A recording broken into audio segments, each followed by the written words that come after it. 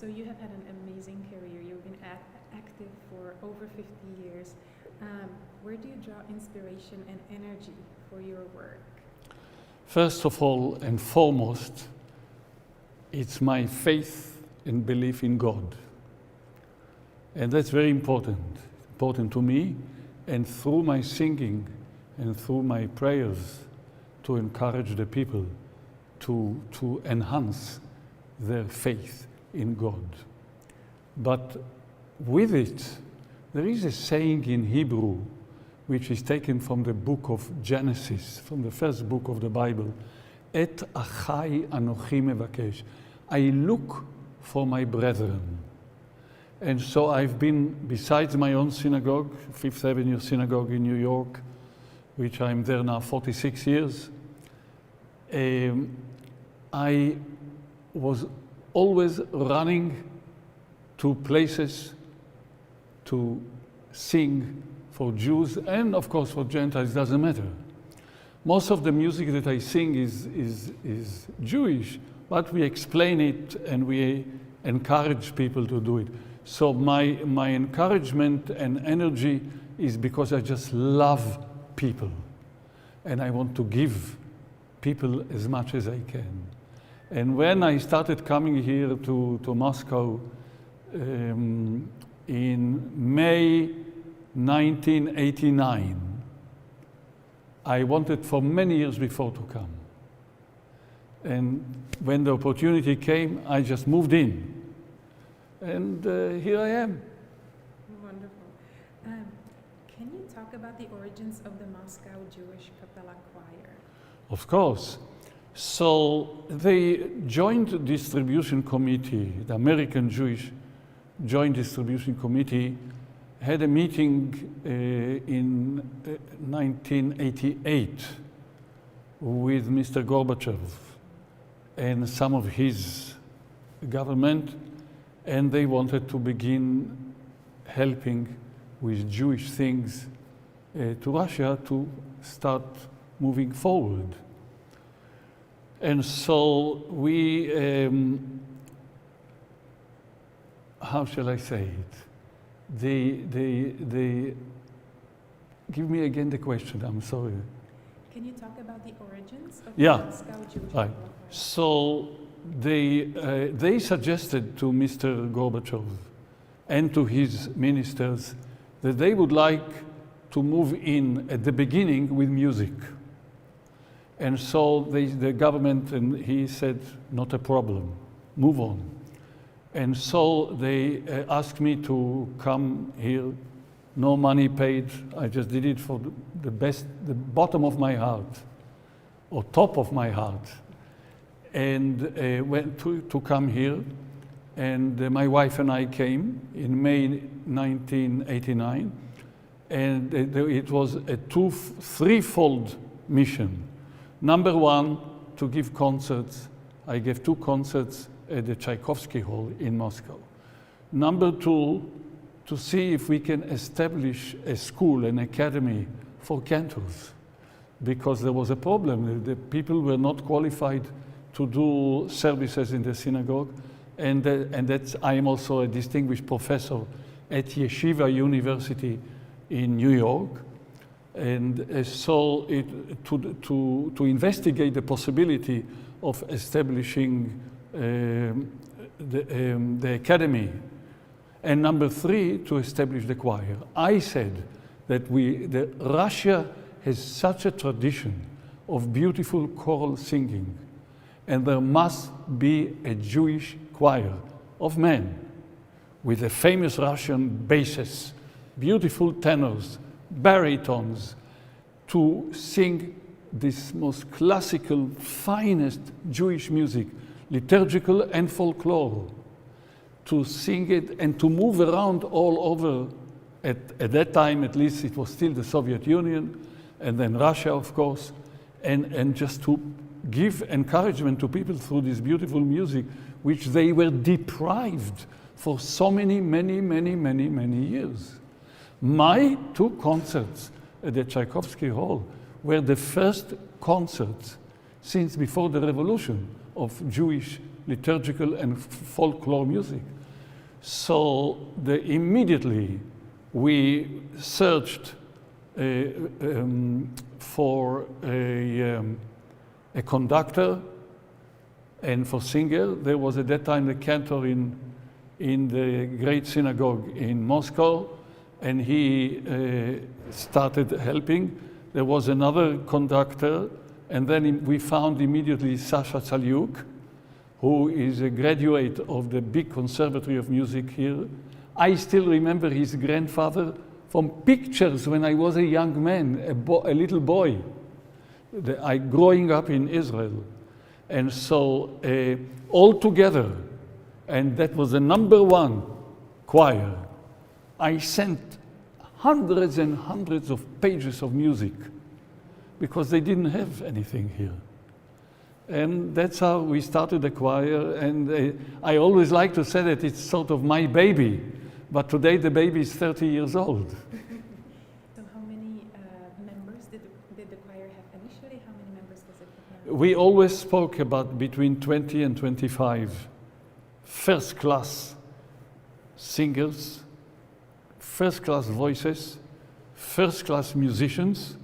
So Sasha Tsaliuk is a music director and the chief conductor of the choir. We have today, well, the choir consists of about 22, 23, 24, something like this.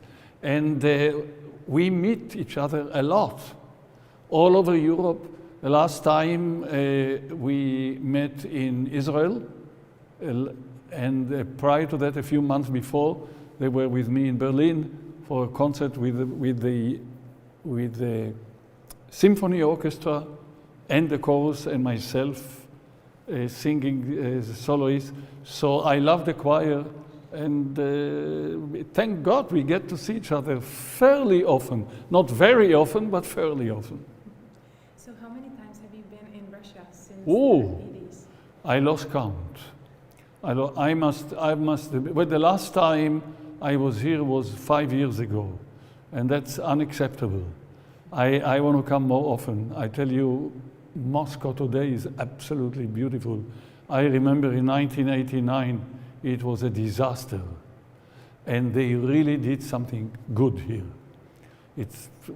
I just came in, and we were driving around, walking around, and I look and I said, God, I remember that building, I remember that building.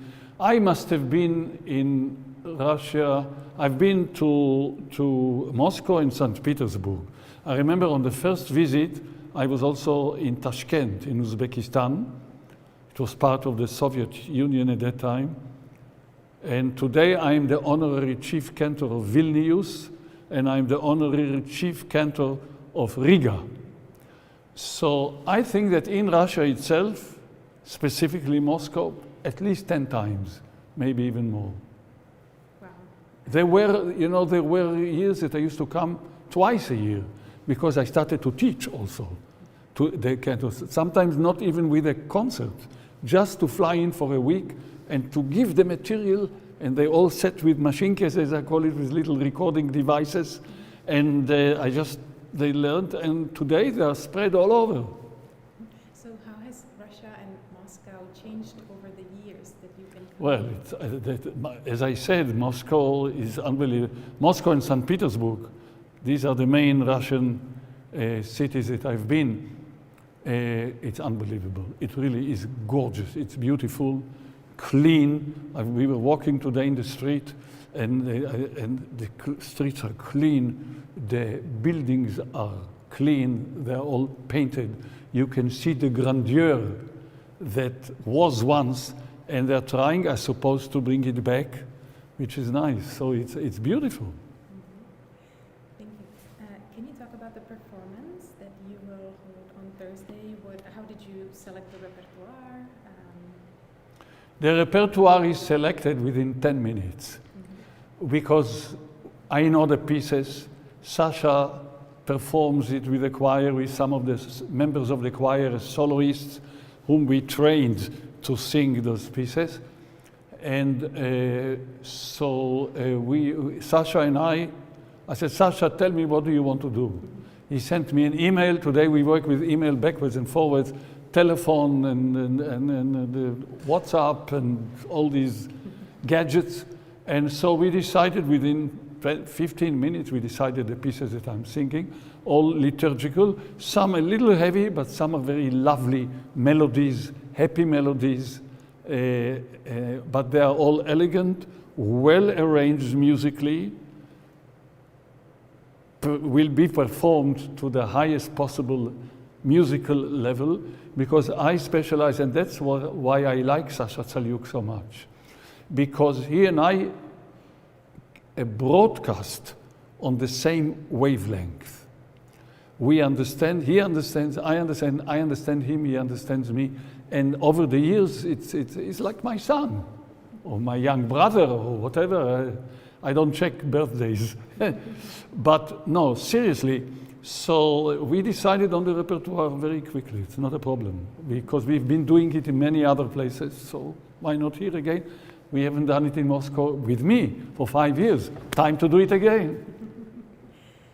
And I understand that you were the first cantor who united liturgical singing with symphonic music. Could you talk about how you came up with this idea? Thank you for asking it. This is something which I'm very proud of. I always wanted to show to the world that Jewish music, specifically liturgical Jewish music, can be performed, sung on the highest artistic and musical level. I don't like the idea of reducing it to some low level of singing, of music, not even musicianship. And so I always wanted it. And I had an idea that, sorry.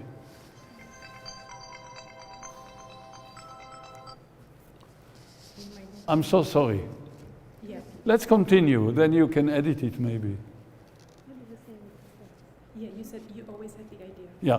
So I always had the idea that I wanted it on the highest possible level.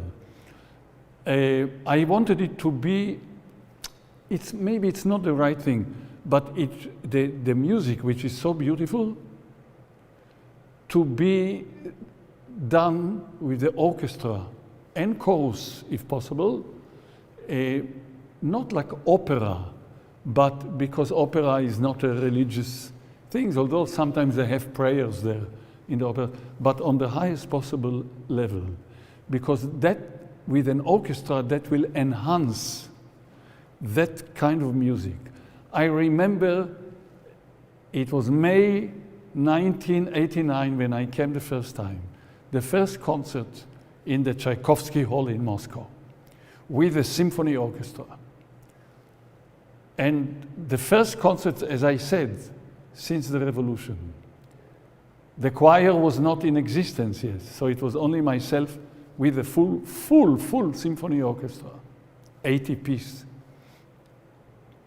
When I walked up to the stage, when I came out, the clapping of the people, as if to say, here is one of our boys with a nice kippah, with a nice yarmulke, with a nice kippah. I have another one, I will wear it at the concert, with Jerusalem around.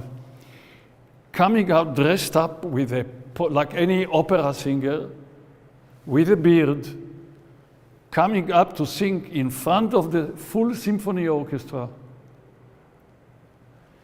Jewish music that was never done. And so the clapping was so long that I could have gone back to the backstage and say thank you very much without the singing. But what I'm trying to say is that they were so happy, and I was so happy, that I walked and I saw the hundreds of thousands, I don't know how many people go into that place. I started crying when I just came out to the stage. But with a symphony orchestra, they never saw it before in Moscow or St. Petersburg. So that's my pride. Why do you think it is important to encourage and enhance and develop Jewish music in Russia? Why? Russia always had a tremendous tradition of Jewish music on the highest possible level. Liturgical, Yiddish, there was a Yiddish theater, there were Yiddish singers. Misha Alexandrovich, very well known here, is not alive anymore. I knew him very well. There was another lady, I don't remember her name, very famous Yiddish singer. So the Yiddish songs was very prevalent in Russia. And then it was gone. Stalin and the others, they pushed it down, they wouldn't let it, and then here was, I grabbed the first opportunity to just continue the tradition that existed in this country. This is a great country with a great Jewish tradition. Has to be brought back, and it's been. So my contribution towards this, other rabbis, they contribute on Talmudic and Bible and everything, of course, and they've done a tremendous job. But the music on the highest level, I will never resort to cheap stuff on the highest level. And I know that Russian people, for that matter Russian Jews, will appreciate and do appreciate. That's why I keep coming back. Do appreciate the high level of this music. In other words, the chain was broken, and I put the two parts of the chain back together with Sasha Tsaliuk and the choir. We put it back, and it's going. That's fantastic. What would you want our Russian audiences to know about your music? How does it transcend or unite cultures, nations, languages? How does it transform people? As I said, first of all, Russian people and Russian Jews are on a high level in terms of appreciation of Jewish music. The tradition of Jewish music and liturgical music goes back thousands of years. The chanting of prayers has specific melodies, each prayer how it has to be chanted. That is a tradition. Some of the motifs go back all the way to Mount Sinai when the Jews left Egypt and they were in the desert for 40 years and accepted the Torah, the scroll, the 10 commandments. And so this tradition is part of us. We are identified with it. Without it, we do not exist. Not Judaism, and I dare say, not the cultured world. Because the world today, and always was, the Judaic Christian tradition. America, I live in New York for so many years. America is built, the Constitution is built on Judeo-Christian thing. Christianity came much later. So even the Christian music in the church, many of the motifs, I can tell you, are ours, are the Jewish ones. And so the importance of it towards making humanity better stems to a large extent from Jewish, well, let's speak about music, from Jewish music, which goes back so many hundreds and thousands of years. The liturgical music has been codified by great rabbis, by great cantors.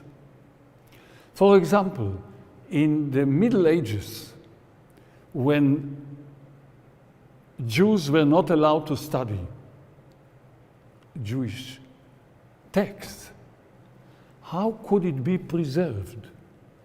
It got preserved through the cantors and some rabbis who composed poetries, which was inserted into the text, the traditional text of prayers, whether it's weekday, whether it's a Shabbat, whether it's a holiday, Jewish holiday. And the text was such that it was drawn from liturgical text, put into beautiful poetry. And that was the way we were able to preserve it. And the old cantors of 1,000 years ago or more, they knew those musical motifs. They immediately inserted it in. So that got preserved. So today we are the beneficiaries of a tradition that is ours. And I take it upon myself for one. There are others who try also. But I take it to spread it all over the world, both in synagogue services, in teaching at Yeshiva University in New York. I am now rector of the Institute of Traditional Jewish Liturgy in Berlin and Leipzig in Germany, which is very important. By the way, a lot of Russian Jews are my students there who live in Germany, all over Germany. That's ours. And we have to preserve it, and I push and I do it. And you know, there was the famous, we call it the Lubavitcher Rebbe, the Chabad Hasidim, the Hasidic movement of their Rebbe was in Brooklyn, in New York. And I was close to him, the Lubavitcher Rebbe. And he once said to me, in Yiddish, and I will paraphrase it in English, ihr sollt herumfahren zum überzeugt euch, zum überzeugt euch nicht. Travel around, sing, whether they pay you or they don't pay you. This is not to encourage people all the time to invite me and say, we have no money, we have none. I have to make a living. I have to survive. I have a family. But you understand what I mean. And I said to him, you know, Rebbe, I've been doing it all the time. He says, I know. He said it. He's not alive anymore. But he was one of the greatest giants in Judaism over the 20th century and the beginning, the 20th century. Thank you.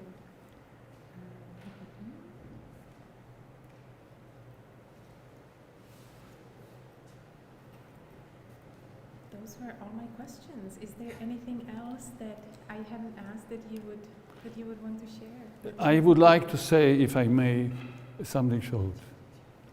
You know, I feel indebted to the American Embassy and, of course, by implication, to the State Department in the United States for recognizing the importance of this mission, this musical mission that I call it. I appreciate it immensely. And you know, my whole family, my wife, my sons, my grandchildren are all aware of what I'm doing. And even my granddaughter called last night yesterday morning, she's now a student at Columbia University. And she says, Saba, which means grandpa. Saba, you're going to Moscow again? I said, yes. So what are you going to say? Oh, Saba, I send you my blessings. Be successful. We are so proud of you and everything. Because I tell them what goes on. They are very much with me. And they appreciate it. They understand it. The last Shabbat, we had my grandson, Naftali, with us. And I was talking and explaining to him. He's 15. So now he's intelligent. He understands more. And I explained to him. So he says, Saba, as I said, is a grandpa. This is a religious mission. It is, he said to me, a national mission. It is maybe diplomatic mission, maybe political mission. I said, political, forget it. Diplomatic, okay. I am not involved with politics. I like to meet heads of states, and I have met heads of states all over the world. because very often they came to the concerts, all over. And so, you know, the Lithuanian government issued a coin in my name. As I mentioned to you, I'm the cantor for those two cities, Riga and Vilnius. Poland, I was knighted by 3 presidents ago, Mr. Alexander Kwaśniewski. Even Macedonia, today it's called North Macedonia. Even there I was at the concert, gave a concert at the Opera House. I had the president and the prime minister there. I did not know them, they just came. So they recognize the importance of it. And in a way, it helps the Jewish community to get stronger and to offer their services to the country in which they live. Because in the final analysis, they are Macedonians, they are, I don't know, wherever they are. And besides, I love coming to Europe. Okay, Russia is not exactly European, but it is still Europe. And I like to come to Europe very much. I love the traditions, I love the buildings, I love, people are a little bit more refined, and I just enjoy coming here. I was 3 weeks ago in Germany, I flew back to New York, and here I am again. It's crazy, I'm supposed to be the middle of December again in Germany. I don't know yet whether I'm going to go because I'm not performing, but I'm a member of the board of the famous Lewandowski Festival. And last year I gave the opening concert with the Moscow choir, the Jewish choir, and as I told you. But so I may fly for 2-3 days, especially if I don't have to sing, just to relax and go to concert this year. I don't have to sing every year. But yes, I like what I see now in Moscow, as I mentioned before. I like it very, very much. A lot of good has been done. So it's nice. But again, thanks to the American Embassy and thanks to the State Department, which I'm going to send a note to Secretary of State Pompeo to thank him. He wouldn't probably know what's it all about. He'll find out. It's okay. Thank you so much. It's my pleasure. Thank you so much for inviting me. Good luck for Thursday. Thank you. Thanks very much. Maybe one last question. Sure. What is your favorite song that you will perform? Or That's a good question. Everything is my favorite. First of all, everything is my favorite. But we are going to sing a most beautiful, there's a nice story to it. A beautiful melody taken from the book of Jeremiah, the prophet Jeremiah in the Bible, in the Old Testament.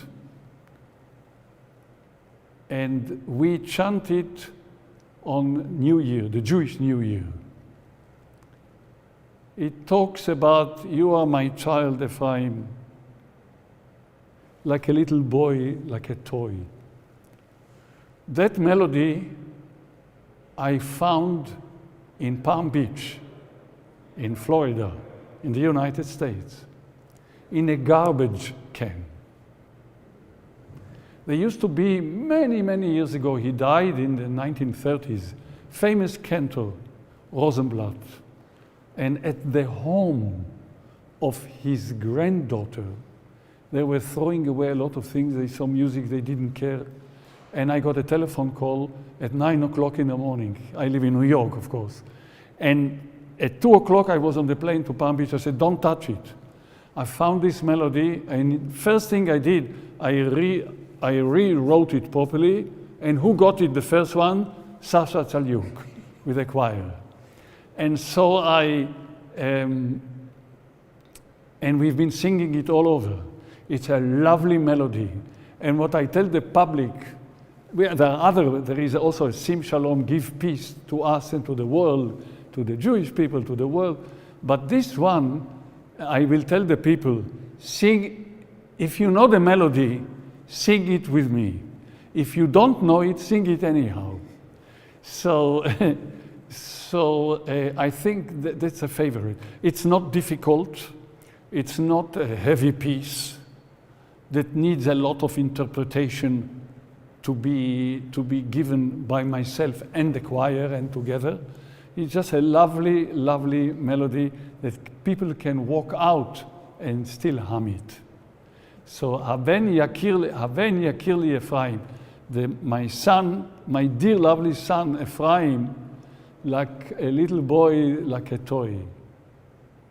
Whenever I talk about him, says the prophet, I remember him. Or whenever I remember him, I talk about him. It can be interpreted both ways. And I think that's going to be, and I think that we will do it here for the first time in Moscow. Yeah, in Moscow we will do it the first time. But we've done it with the choir. I did it the first time, I remember, so many years ago, in a festival in Warsaw, Poland. But we've done it in Israel, we've done it in America, we've done it in Germany, we've done it all over. So I think that will probably be the favorite, yeah. Could you give me please maybe a few echoes of the song, if it's possible? You want me to sing it? Maybe just a few echoes. I did not vocalize, but that's okay. Avein, Avein, Yakir li Ephraim, im yeled yeled shashubuhim, dai dai dai dai, ya da dai da dai, dai dai dai da dai dai, im yeled yeled shashubuhim, ki midei dabrivo zachor eskerenod al kein amumeyaylo rachem arachameno al kein amumeyaylo neo adaf